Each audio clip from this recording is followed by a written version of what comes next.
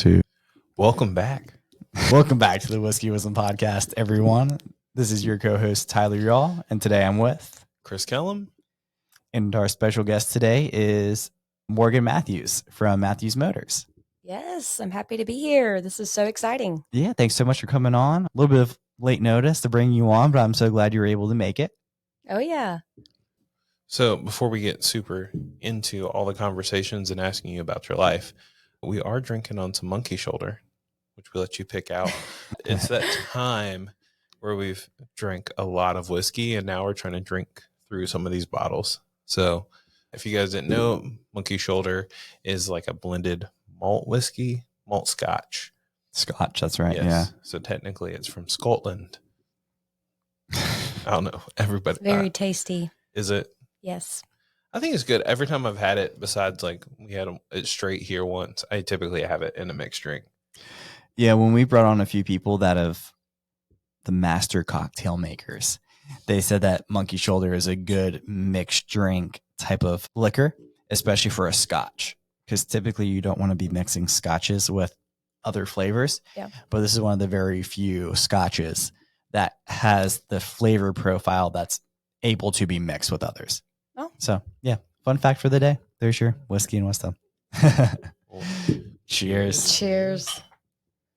I actually don't know that much about alcohol, but it's very interesting to hear all the details. That's what happens when you're 21. 28. Closer to 21 than both of us. So, I actually lost interest in drinking at 21. That's kind of weird and Yeah. opposite of most people. I don't know. I feel like in the South, that's very common. Like everyone, we do things prior to 21, and you're like, I waited. yeah. You're like, One of the really? few then. All right. I had an older brother that was really fun. So There you go. Oh, went yeah. to hang out with him in college. So That makes a difference. Right. So tell us a little bit about yourself. So I'm Morgan. I grew up outside of Raleigh in Clayton, North Carolina. Oh, yeah. Grew up there my whole life. We actually had a beach house at Carolina Beach my whole life. Mhm. And so, riding down here on the weekends, we would ride past UNCW, and that was like my dream school. So when it came time to go to college, I applied to UNCW and I got accepted with a lot of effort. That SAT, that is challenging to people that have extreme ADHD. Oh, yeah. I'm sure. Tell me about it. So got through the SAT, got into UNCW, and ever since I've lived here, so it's been like 10 years in Wilmington. My dad opened a car dealership literally the year I graduated college in 2017. Nice. Oh, wow. That was not what I studied in college. What'd you go to college for then? I went to college for communication studies. Oh, okay. I actually wanted to be a journalist, a reporter.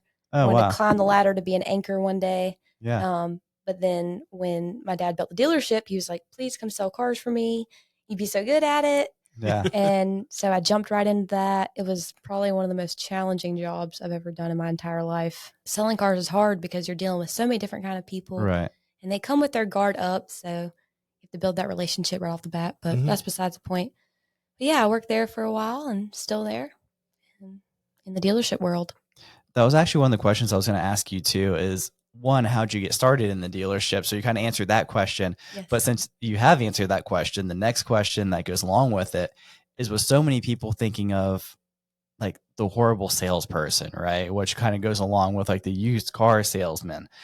Like what was one of the ways that you were able to get people to kind of put their guard down, to kind of build their trust and to understand kind of what they were really looking for? Well, when you come on the lot, building a relationship, I tell everybody that comes to work for us, that positive attitude and building that relationship right off the bat with somebody makes all the world of difference because, if you're talking about football, when the guy walks up with the Panther shirt on Yeah. and you're getting the topic off the vehicle, their guard comes down. They want Mhm. to talk about football. Right. And even if I don't care about the Carolina, Panthers, or I do care about them, but NC State and Carolina, that's what I'm talking Right, about. Carolina, when they come on the lot, I actually tell them they have to take that off if they want to try to come inside. But no, building a relationship with people is very important, Mhm. and a positive attitude, greeting them right at the door and making them feel welcome right away Right. and not feel pressured. So I think that's something that you do good of right now, especially having that communications background, right? Is at least for me anyway, when I first think of Matthews Motors, I think your face because you're on a lot of things when I think of Matthews Motors. Yeah. And I think you've done a really good job of kind of taking that guard down a little bit before they walk into a quote unquote nasty word of like a used car dealer, right? Yep. So like I think that's something that's really made you stand apart. Do you agree? Yeah. I think, more women being in the car business helps. I agree. Yeah. My mom, she's the owner of the dealerships. Oh yeah. So I've learned a lot from her and other powerful women that have been in the dealership world. Mm-hmm. People tend, for some reason, to trust women a little more in that dealership world because the men have given it such a bad stereotype. Mm-hmm. So we definitely take note of that stereotype and try to steer away from what people think. So I love how you take that aspect and kind of flip it on its head, right? Because there's so many people that I've talked to in the past that are women in the car dealership industry, and they're like, "Oh, it's so horrible. It's such a man's world." And so I'm sure you felt that too, but by taking that difference and what could be perceived as a weakness and turning it into a positive and being like, I'm not that man, that sleazy used car salesman, right? And flipping it, you've really made it your own and kind of taken ownership of it. Yep. So I think that's incredible. And we're picky with who we hire. We're not hiring the guy who's been at all 6-7 dealerships in town. Right. We like to hire younger guys that want to learn and grow and, grow within our company. Mm-hmm. Right. We hire from within. We don't want to bring someone, out that hasn't been to Matthews Motors and hire them as our finance manager. We want to hire the sales guy who's been there for 3 years and done amazing. We actually promoted from within recently. This guy, Wes, he's killing it. He's on our finance team. So we are very picky with who we hire. We want someone with a positive attitude. That is like number one. You cannot teach attitude. Right. You got that right. So I like to hear that. So we were talking a little bit earlier before. One, you said your family's been in the dealership business for how many years now? So we've owned Matthews Motors, or my dad started Matthews Motors 30 years ago, but he worked at other dealerships in Raleigh before he started his own company. Nice. So he worked Capitol Boulevard in Raleigh. Yeah. Yep. That's a good one. Hey, everyone knows Capitol Boulevard in Raleigh. He was up there selling Pontiacs. Oh, no way. Gosh, first, I don't even think about Pontiac anymore. Like when you say it, my head automatically goes to like a vintage car. Right. And then I realize I'm like, no, they still make cars. They're just not talked about as much anymore. Right. Yeah. So was the first dealership up in Clayton then, or was the first? Oh, okay. So when did it move to Wilmington? So we started off in Clayton in a little trailer, double wide trailer. Yeah. It's actually still there, which is kind of cool. Oh, Our wow. brother actually worked in there for a little bit. Mm-hmm. And then we built a big dealership right beside it, tore some trees down. So that's where our main store is out of the 4 dealerships. Then we have one in Goldsboro, North Carolina. Yep. My dad grew up on the Air Force Base there, Seymour Johnson, right up the street from the Goldsboro location, which is our smallest one. And then in 2017, we built the Wilmington store here. And then we brought in our truck center right down the road. Oh, so we have a truck center too. But I wasn't aware of that. Yeah. Yeah, I saw that know. a couple. I remember when they built it, and I was like, "Are they moving?" We're actually renting that building, so we don't own that. Okay. So we've actually tried to get the truck center kind of closer to our location because it's towards the other side of Market Street. Right. Yeah, it is. But we love it. We love the trucks. That's cool. So for those who are stupid like me sometimes, when you say the truck center, you're talking about typical like civilian style trucks, not like 18-wheelers. Not 18-wheelers, 2,500, 3,500s. We have those sometimes. Yeah. But our main purpose at the truck center is we modify vehicles. We do lifts, rims, tires, accessories, bed liners, all that. And we have our trucks for sale out front that we may have lifted. So just it's another lot to kind of store some of our inventory also. Okay. So it's a multi-purpose place. Oh, neat. So that makes sense. Like I've always wondered, one, where to get that stuff done because I'm not mechanically inclined. And 2, I'm like, Chris trying to get his Subaru lifted. we don't dabble in Subarus. So surprisingly enough, Subarus are actually meant for cross country. Not mine, but like I've seen them racing all the time, and they have really good suspensions. I like the height of my car. It is a lot Sure. higher than my last one was. Yeah, I had a Chrysler Sebring, Sebring. Mm-hmm. and that thing was like sitting in the water anytime it Oh rained my in town. gosh. Like I was like, oh hey, I hope I don't get drowned out while trying to Yeah. ride And when you down. go over a curb, you have to go sideways. Right.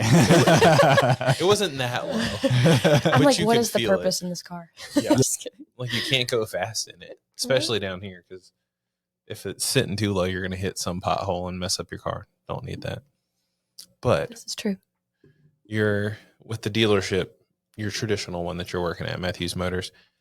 What do you do now? So, what I do now, I focus a lot on the marketing and the social media. I write the radio scripts that I do, and the television. cool. Me and the television crews get together and write the scripts for the TV Hmm. commercials that we do. I go out to events. Tonight, I'm going to a Pause for People event. Oh, yeah. So we sign up for a lot of events and sponsorships, and I run all the social media pages and create content. I like really love to create content. Editing videos is like my favorite thing. So Mm. I've done that since I was in like 7th grade. Editing videos. Better you than us.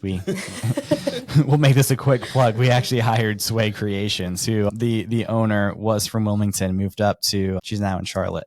Yeah. But yeah, so she does all of our content creation and editing and stuff. So like clearly we get enough content. We just need someone to edit it for us. And that was meant to do that too.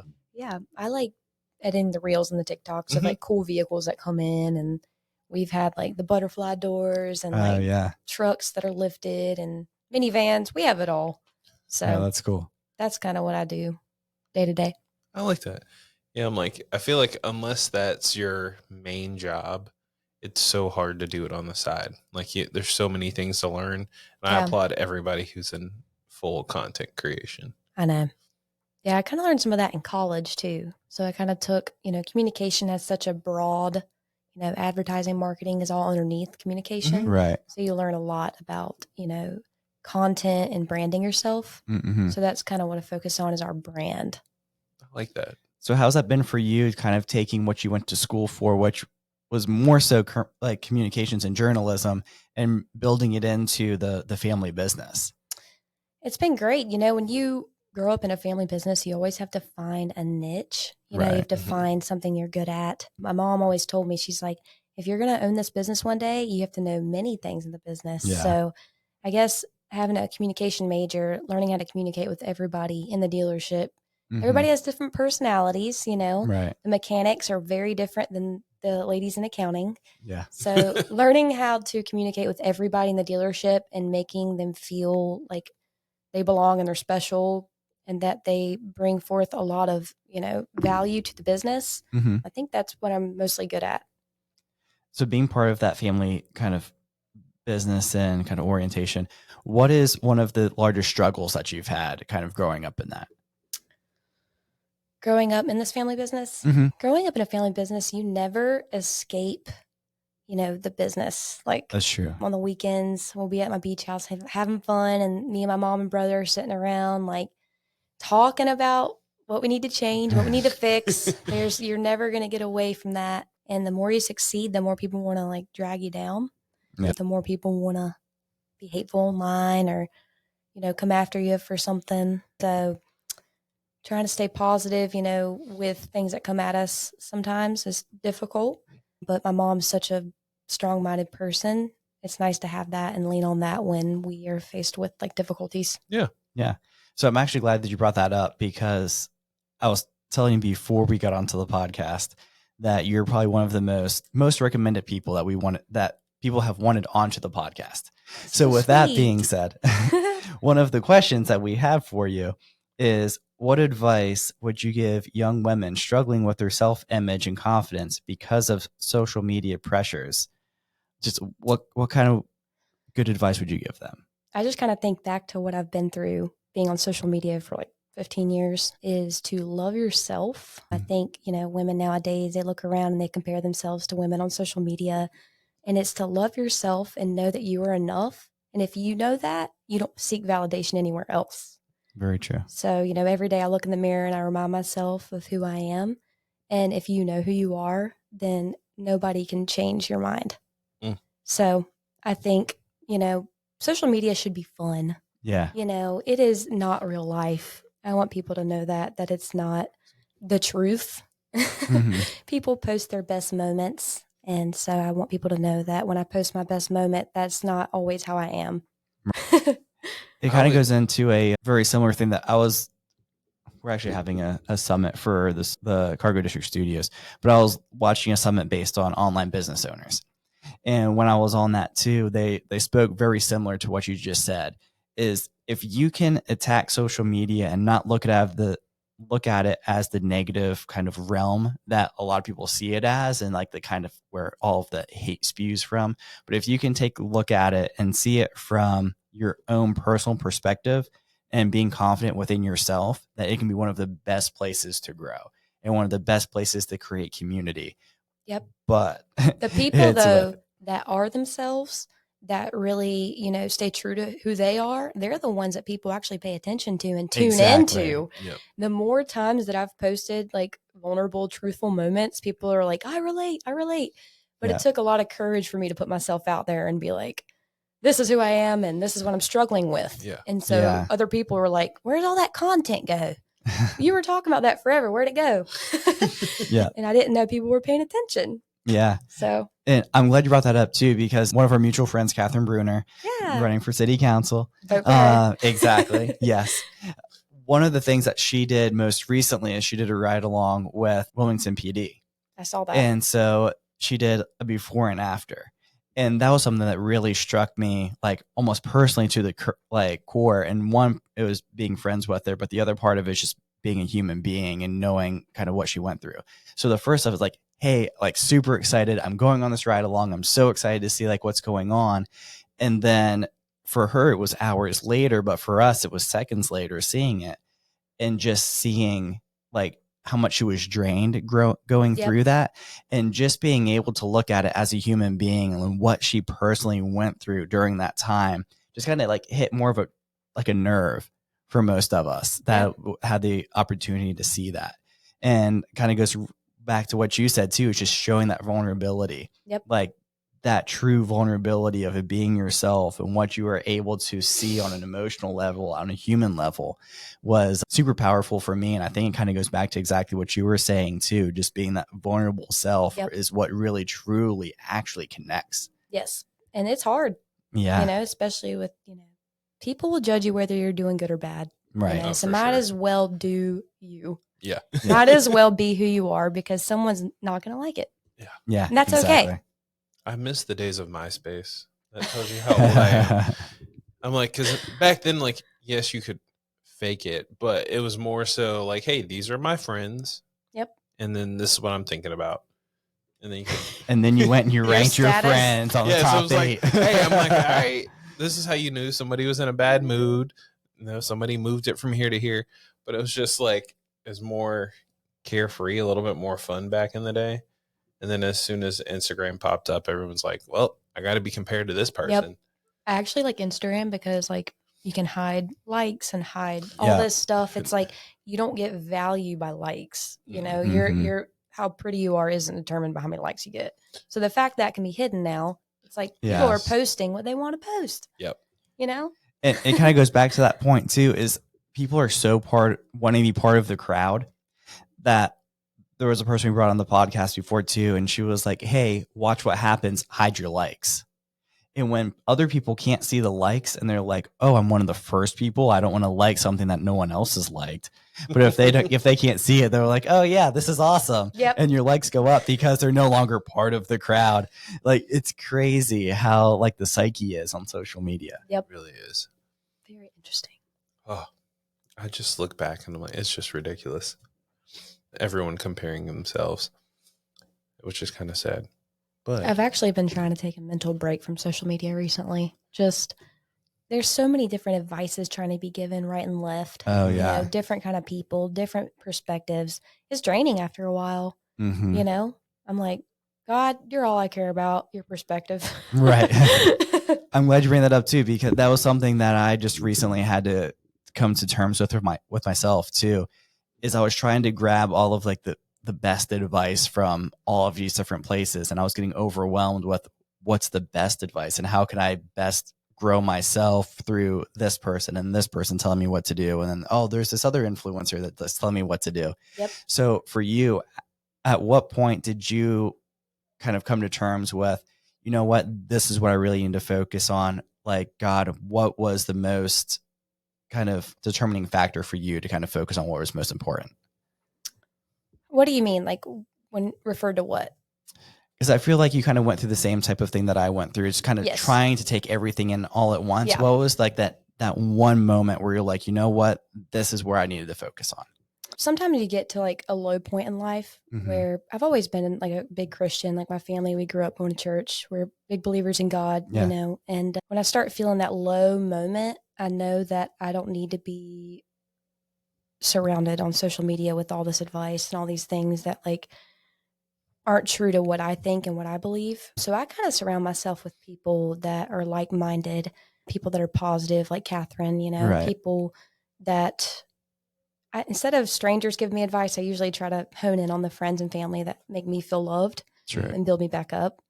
But, you know, God is definitely the number one person, or was a human, Jesus, Yeah. to help me feel better. I feel like that's what I've done too in the past is like, you got to find that circle. I mean, sometimes you'll find them online because I know quite a few people, like we had Lucky Shots on, like he Mhm. met a bunch of people online and they kind of pushed him and helped him grow to where he is now. And then other people, you could find somebody locally and actually sit down and talk to them. But I think, especially as you transition from like college into like your true, like your young adult self, finding a good circle of people who will hold you accountable, but also like boost you up Oh, is yeah. what you need. Because if you're just looking online, it'll definitely help you hit low points a Yeah. lot faster. And you got to have those people around you to help you up. My new thing right now is trying to live in the present. The Right. phone needs to stay in the room after work for a couple hours. Trying to learn how to just stay, you know, in nature and go for a walk and sit on my patio and hang out with my cat. Because, you know, Yeah. time's a ticking, you know, on that phone can wait. Oh, yeah. That was actually something my wife started doing recently too. Social media can be good for some things, but you have to know when to hone it in, right? Yes. So one of the things that I saw on social media is there was this woman that said that she took 40 days and would leave her phone at the house and would just go on a 1 mile walk. Wow. And so I sent it to my wife and I was like, hey, this is something that you've talked about. This is something that I saw. Take it for what it's worth. If it's worth something for you, go ahead and do it. So she's been doing that for a few days now. She leaves the phone at home and she goes on a 1 mile walk, just herself and God and nature. And I love that. I've already noticed like a huge difference, and she's noticed a difference just a few days that she's Aw. done it of just, you know what, completely unplugged. Because typically what she's done and what I've done before too, when we would go on walks, we would take it, we put a podcast in, or we'd listen to music and just having everything else bombard us. Yep. Other than just what's out there in the universe, right? Yeah. So I guess where that's going question wise for you, where do you get your strength from? As we mentioned earlier, you know, God has been is the main strength Right. for me. So I just, you know, recently I was actually supposed to get baptized on Sunday. Oh, okay. It got canceled. So this next Sunday I'm getting baptized in the Oh, that's ocean, amazing. my dream. So That's so excited. cool. I know. Congrats. That's Awesome. awesome. Thank you. I lost my dad. I think I mentioned this to you in Mhm. 2019. Oh. He passed away to a heart attack. He Oh, actually was wow. the owner of the businesses. And so when he passed away, my relationship with God actually grew a lot bigger. You know, God wrapped his arms around me and helped me and my family get through that time. But, you know, my mom's always been a huge role model. She was always a big Christian. And so Yeah. I get strength in her too. So she's helped me know God's love at a young age. And I hope to pass that on to my kids one day. Yeah. But I get strength from my mom and some of my friends that inspire me. I would say God is my number one. That's awesome. So for you, and this may be a loaded question and something larger than than what the podcast is really kind of going for. But a lot of people could take that situation and kind of what you went through Yeah. and say, how could there be a God because of this? Yeah. For you, how were you able to dive into it and kind of double down on it? Because I'm in the Yeah. same kind of boat that you are, but Yeah. how were you able to do it personally? I think, when you seek God, you feel him and you feel Absolutely, his presence. And, when my dad passed away, I was actually I was the one in the family that had the strength. It was kind of crazy. Like Oh, wow. I'm usually the more sensitive, like kind-hearted, tender person. Mhm. So I was the strong one out of my mom and brother. Sorry, mom and brother. But yeah, I asked God for help, and he gave me help. He gave me friends. He gave me a community. So my friends from college reached out, and, I think the more you seek God, the more you lean into him, the stronger you get. Mm-hmm. And I don't think, you get super strong by accident. Right.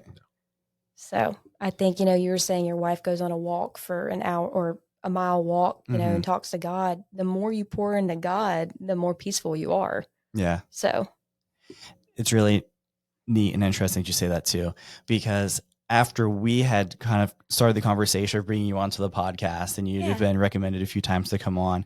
So I didn't even know we were going to have this conversation. And what Catherine asked me later on is she was like, you don't have to answer this right away because this is kind of more of a philosophical question, but where do you find your peace? And I think for a lot of people, that would be a really hard question. Like, where am I trying to find peace in my life? But for me, that was something like very easy to answer. And it's because I went through a few things that were harder for myself in high school, but where I got a lot of my peace was from kind of just giving that up to God. Yeah. And just saying, hey, you know what? I don't have control of this anymore. I just need to give this up and give it to you and allow you to guide where my strength comes from. So it was really interesting that kind of all came together. And I don't believe anything just happened. It all kind of happens all at one time. So I think it was really interesting that we started talking. Catherine asked me that question, and then Catherine gave me the questions to ask you as well. That all kind of made that same connection. Nice. Oh yeah. Some people they sit around and wonder God, are you really there? And it's try. Right. Just try. What's the worst that could happen? Mm-hmm. Your life gets better. Exactly. Yeah. So I have a non-serious question. Yes. We always get real deep, and then I show up with a silly question. What's your favorite ice cream flavor? I like hazelnut. Ooh. I know. Interesting. I actually have been really into gelato lately. And there's a place near Wrightsville Beach. Which one? It's the pizza place. It's okay. Isn't it the really expensive apartments on the left before the bridge? Okay. People who own it might get offended. You're like, I don't know that exact It's a name. pizza place, but it's a gelato place also. Okay. But okay. I know exactly what you're talking about now. it's really cute on the inside, but hazelnut. Love it. It's like Nutella, kind of. I keep driving by there, and I'm like, I need to go there sometime. So I'm glad you're bringing that up. So it gives me a reason to go and stop by. What about you? Oh, my favorite. So Boombalati is released. They always do seasonal flavors, and they always catch me, and I'm like, I hate you because I find the flavor right as it's going out. But they did a caramel ice cream with caramel in actual drizzled inside of it. And I literally for a month would show up once a week and just buy their small quarts or whatever. Yeah, that's what I need.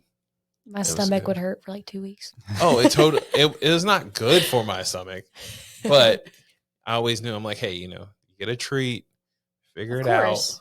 Treat yourself. Yeah, sometimes it's worth that a little bit of pain for that pleasure. Well, and then I once I eat it for a month, then I'm done with it for 6. That's okay. So one of the other podcasts that film and record inside of this studio too is What's Up Wilmington, and they did a collab with Boombalotties. Ooh. So if you're listening, Boombalotties, we would like to do a collab with you too, with maybe a whiskey type of flavor. So I think that would be pretty cool. Interesting. This wasn't planned. This was completely off the cuff. That's what Chris is for. It's to go all the way down the weird path and then bring you back. So my real question for you is what would success look like for you? With business or in your personal life? Well, of course, I'd love for our family's business to be successful. I Mhm. want to continue the legacy that my dad, built, and Yeah. I want to continue building it. So keep that going, and keep it around, God, centered around God. We do cars for churches. I never mentioned that, but we give money to local churches. So I Yeah. Okay. want to see that, keep going. And I think success to me is having an amazing family and some awesome kids one day. And I think time freedom is important too in life, not just working to death where you don't enjoy time. Yeah. Yeah. So people say, what does like success mean? I think success is success in business and success in life, like time freedom. I'm with you on that one. Having some free time is definitely what I need in life. I think like a lot of people like to hate on like the younger crowd for wanting to work a little less and enjoy a little more time freedom. Mm-hmm. But I think, when you get to be 70 years old, you'll look back and be like, I worked from 9 to 6 every day and I never got to have freedom. Yeah. So Right. I guess I crave that a little more. Yeah, it's always interesting too, especially being like I'm in the finance world myself. So a lot of what my clients have always been striving for was that dollar amount, right? So to have like the financial freedom, but it's really interesting because there's definitely a balance of financial freedom and that time freedom, right? Where in the grand scheme of things, comparatively speaking, to build that financial freedom is so much easier than building the time freedom because when you're born, you only have a certain amount of time that you have on this earth. Yeah. Like it's easy to go out and make money, but you can never make the time back. So I think that's something that's really important to kind of that was pretty push much out too. the point I was making too. Right. Yeah.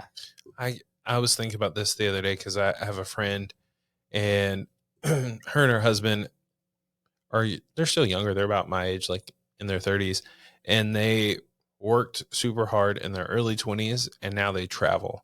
Yep. And like every 2 to 3 months, they're hitting up a new country, trying something new. And I'm like, now that I look back, I was like, it makes way more sense to travel when you're younger and have fun and hit up new countries because all those things you see in movies and TV and stuff. I'm like, oh yeah, they're in the club, they're traveling, they're hitchhiking, doing all this stuff. I am not trying to do that when I'm 55, 60. I would much rather want to do that like in my late 20s and 30s. Same here. I do have one last question myself too for you before we sign off for the day. Okay. If you were to tell your younger self one thing, what would it be? I would tell her to stay true to who she is and not let other people sway how she feels about herself. Mm. I think I let too much of the outside world tell me who I am. And, Yeah. the older I get, the more I'm like, I know who I am and you're not going to tell me. So I think, when you're young, you're so like easily affected by everybody around you. Mm-hmm. And so I would tell her to stay true to who she is. That's great. Just like the song. And I'm not going to sing it because we're not trying to get copyright. But I think we would sound just lose. cliche. No, we actually haven't had that on the podcast before, and we've asked that since day one. So you've actually been the original on this Okay, good. for that I feel for good that about answer. that. I would know if someone else had said something similar to that because in my head, as soon as you said it, I was like, I just kept singing, be true to your heart. And I was like, oh, Jennifer's going to love this. So If only you could have the same mindset you have when you're 30, when you were 16. right. I Yeah. bet people say that when my mom's 60. I bet she could wish she could say that like when she's 28. Exactly. That'd be interesting. Like, I always see that question as like, would you rather go back in time to like be a 12-year-old and know everything that you know right now? Or would you rather jump forward in time to like 10, 20 years and have all the money that you need? It's like, well, If you had the knowledge at 12, you could get the money. let's think about this. I could go back to being 12. Man, I'd have so much more money right now. We had someone on recently, Spike Cohen, who was talking about Bitcoin. And he was like, oh, every time that Bitcoin got brought up to him, he was like, oh, this thing is a scam. And when he asked him, like, if you could tell your younger self, what would it be? And so the joke of it was, if your future self came back to you at that point too to tell you like, hey, Bitcoin's not a scam, you'd be looking at your future self going, whoever this person is, this is a scam. Well, So that's it's- cryptocurrency, right? Yeah, Yeah. Yeah. So I mean, you can't predict that. exactly. It's all over the place. Do you accept cryptocurrency for cars? No, not yet. Maybe in 20 years. Yeah. Right. I was like, I don't know. And North Carolina is kind of I actually don't slow know. on that too. Bitcoin, maybe. Yeah, Maybe. I don't know. I take Bitcoin for jewelry. Yeah. Interesting. Reed's Jewelers was actually one of the first jewelry stores to accept Bitcoin. Wow. Fun fact. We're ahead of the game. Is it still succeeding? Bitcoin? I mean, it's What do you mean it's- by succeeding? It depends on when you bought it. Bought it last Is it year. going up? No, Is yes. it going up? In general, there is a trend Okay. upwards. Yes. So, how can more people find you and your company? You can find us on Facebook. We have 3 dealerships on Facebook. Okay. Matthews Motors Wilmington. Look that up. And then our Instagram's Matthews Motors NC. So our Instagram, I post a lot on there, Matthews Motors NC. Okay. Nice. Great. Cool. So that's one of the best ways to find you and best way to support you. Yeah. My family's business. Awesome. Sounds good. Yes. Love it. Thank you for having me. Absolutely. Thank you. It was fun. It was short, sweet. Learned a lot. Yeah. We're able to get the super serious questions and also the super fun questions. Yes. If you need a car, come see me. So, absolutely. We'll do. There you go. Thank you guys for following us and supporting us. As per usual, like, comment, share, subscribe, download, leave us a 5-star review. If you ever go to Matthews Motors, leave them a 5-star review. Always helpful in the Google algorithm and for Spotify for us. So yeah, we'll catch you guys in the next one. Cheers. Cheers. Cheers. There you go.